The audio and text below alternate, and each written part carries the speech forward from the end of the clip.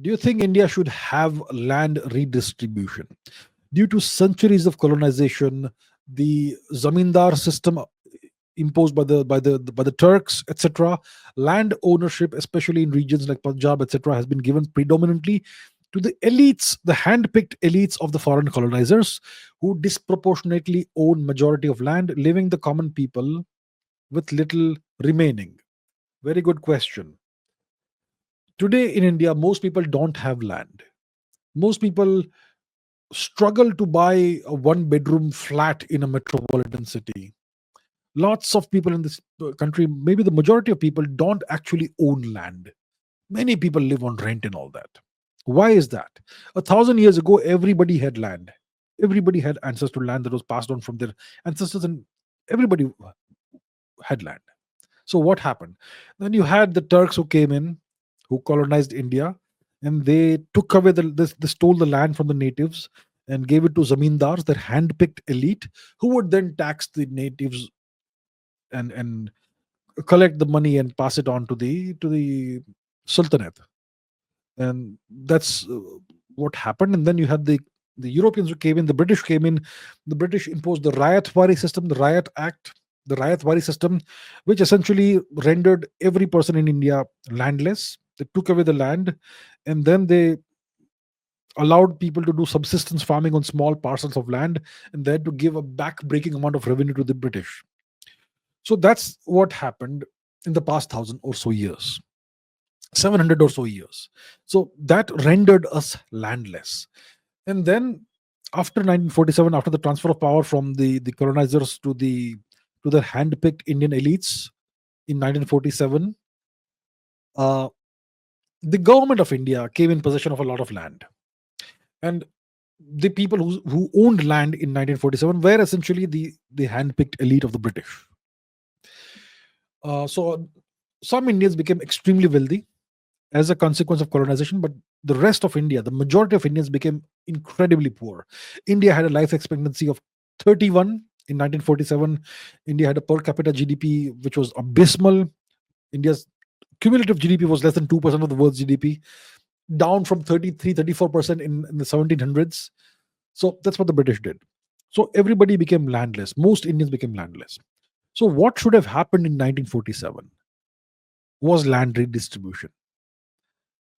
Land should have been every Indian. I mean, what is freedom? Freedom, what is independence? Independence means everybody has some land again. All the wrongs that were done by the colonizer should have been undone in 1947, or in a period of time, 1947 onwards. All the British laws should have been removed, and Indian law should have been brought in. The British institutions should have been dissolved, and Indian institutions based in Indian culture and civilization should have been created over a period of time, maybe 5-10 years. And there should have been land redistribution in 1947. That never happened. So a lot of land was given by the British to the church in India. And the church was typically given land on 99-year leases. And those leases have expired.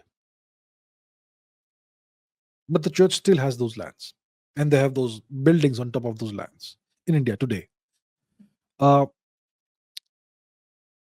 the church, the Catholic Church, is India's largest or second largest landowner, non-government landowner. So the government probably is the largest landowner. I think maybe the Waqf board is the largest landowner. I'm not sure, but the Catholic Church comes next. So they don't really own the land. The land was given on leases. It was Indian land given to a foreign entity.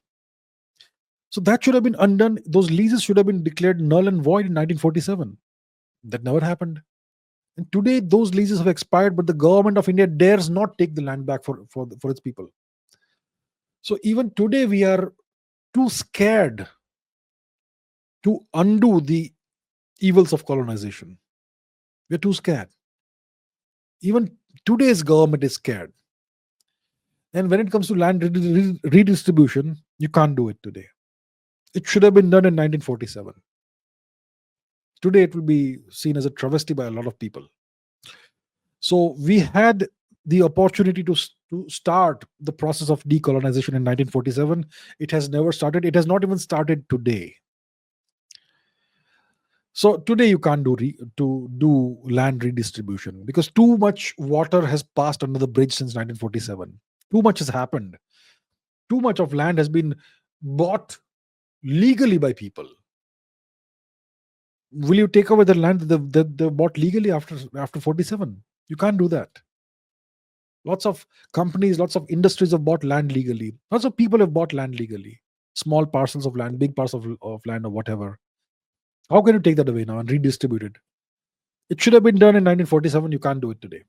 Big opportunity lost. What is independence? If you were landless and dirt poor during the British occupation of India, and the same situation persists after 47, then what is the meaning of independence for the common person? There was no independence. Everything stayed the same. You just had new overlords. So was it really independence? That's the question.